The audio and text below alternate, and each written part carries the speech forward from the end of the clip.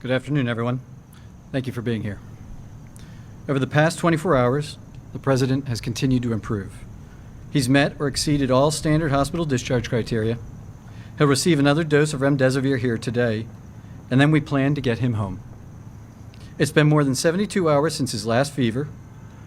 Oxygen levels, including ambulatory saturations and his work of breathing, are all normal. Though he may not entirely be out of the woods yet, the team and I agree that all our evaluations, and most importantly, his clinical status, support the President's safe return home, where he'll be surrounded by world-class medical care 24/7. I'd like to bring Dr. Dooley up to review some more specifics.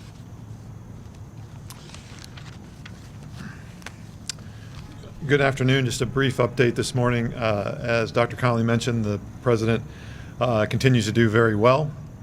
His vital signs this morning were notable for a temperature of 98.1. His blood pressure was 134/78. A respiratory rate of 17 respirations per minute. His heart rate was 68 beats per minute. And his last oxyhemoglobin saturation was 97% on room air. He currently does not endorse any respiratory complaints. And aside from our evaluation with the multidisciplinary team this morning, has maintained a full schedule, ambulating and working on the White House Medical Unit. I'll now turn it over to Dr. Garibaldi to again discuss therapeutics. Thanks. Hi, good afternoon. And again, I just wanted to echo the sentiment of what an honor it is to be part of this wonderful team here at Walter Reed. Yesterday evening, the President received his third dose of remdesivir. He tolerated that infusion without difficulty, and his kidney and liver function continued to be normal. Our plan is to give the fourth dose of remdesivir this evening before he goes back to the White House, and we've made arrangements to deliver the fifth and final dose of his treatment course at the White House tomorrow evening. He continues on dexamethasone, and again, the plan for today is to continue to be up and out of bed, eat and drink, and work as he is able. And I'd like to turn it over to Dr. Jason Blaylock, who's an infectious disease specialist and the Chief of Medicine here at Walter Reed, to give some updates on infection control. Thank you. Good afternoon, everyone. First of all, I just want to say what an honor it's been to be part of this medical team behind me and to care for the President. Since the President's arrival at Walter Reed, he's received medical management that remains in line with national clinical societal guidelines for treatment of COVID-19 infection. In addition, both myself and Dr. Wes Campbell have worked very closely with various laboratories in the area, state-of-the-art facilities to include USAMRIID and RARE on obtaining advanced diagnostic testing to really inform the White House medical team of both the status of the President as well as his ability to transmit virus to others. Also, we have worked very closely with the Walter Reed team to ensure that we are looking very closely at infection control prevention strategies and the right posture so that the President can safely return to his residence. And with that, I'm going to turn it over to Dr. Conley, who will answer any final questions.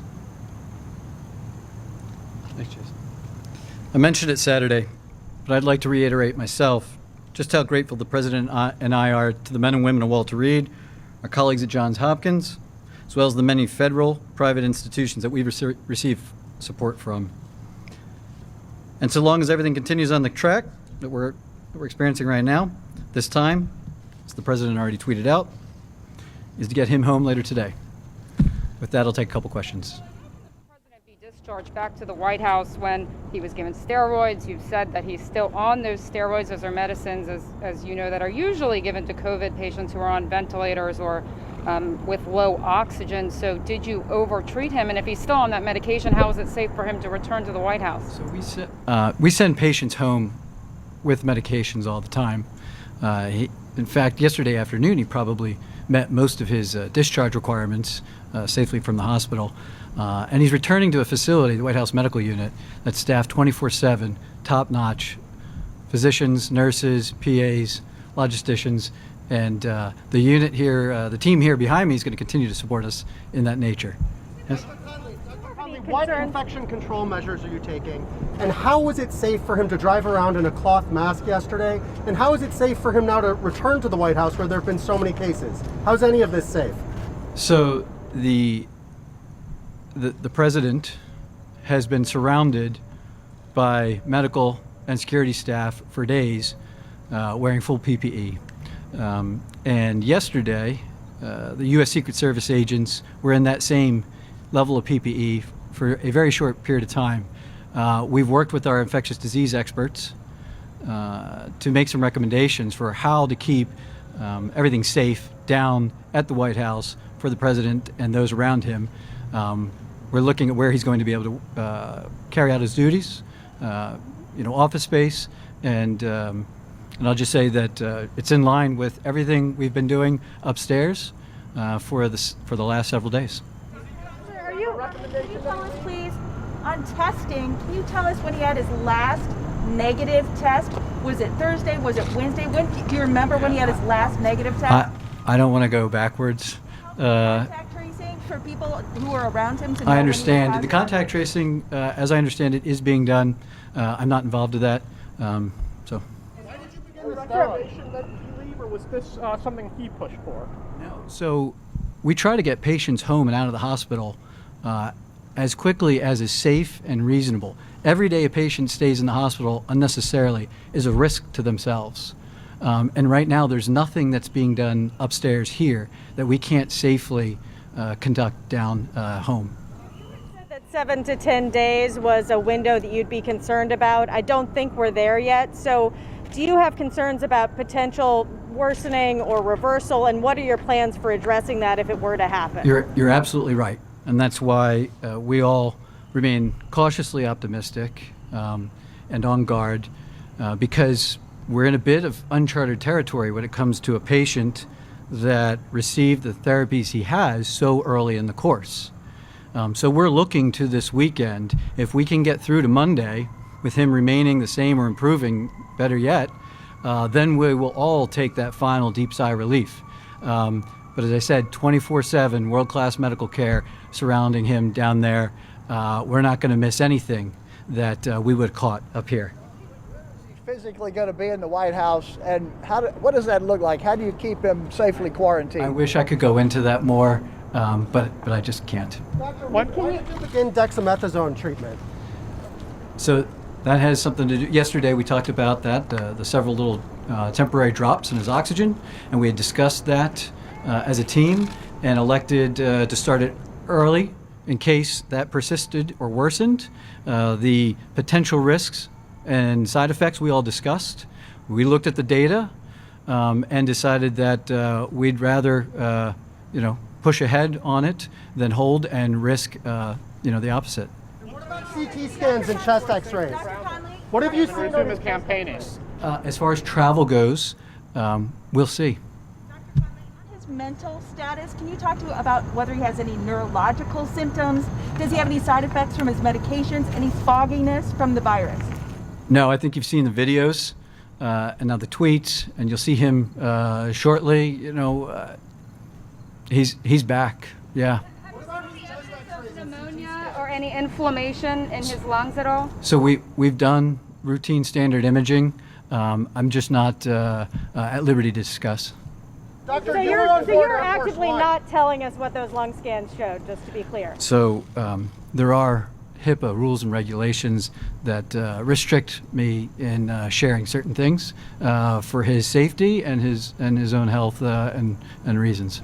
Share how many times, you said his oxygen dropped several times. Can you share how many times he was on oxygen? You said you'd check with the nursing staff yesterday? Yes. So he the 2 episodes like we talked about yesterday, and both times that he received a little bit of oxygen and recovered immediately. Was that oxygen required? No, it wasn't required. He wasn't short of breath. He wasn't looking ill. It was more of us trying to anticipate needs and see how he'd respond. And in both cases, it came right off. He didn't need it for very long at all. You were on board Air Force One for multiple trips. Are you at all concerned about your own exposure and exposure to the medical team? I am concerned, but as the CDC says, there are caveats for essential employees. That as long as you continue to test negative, you remain symptom-free, and you keep a mask on when you're out and about, which we do inside the hospital 24/7, then you can carry on your duties. Yeah. The president's an impatient man. Has he been itchy to get out of here? The president has been a phenomenal patient during his stay here, and he's been working hand in glove with us and the team. And today got to the point he's holding court with those of us around him, the whole team, going over all the specifics, the testing, what the future is, and we have been back and forth on what's safe and what's reasonable, and he has never once pushed us to do anything that was beyond safe and reasonable practice that we all first wanted. Anybody on this medical team who recommended against the president leaving here and going back to the White House today? Um, Or any White House staffers? no. The president said don't be afraid of COVID. Do you agree with that? Should we not be afraid? I'm not going to get into what the president says. His heart, liver, and kidney function was normal or improving.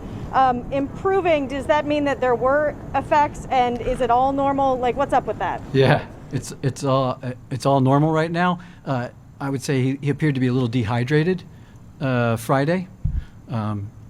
He was able to just drink and recover from that, and yeah, everything looks great.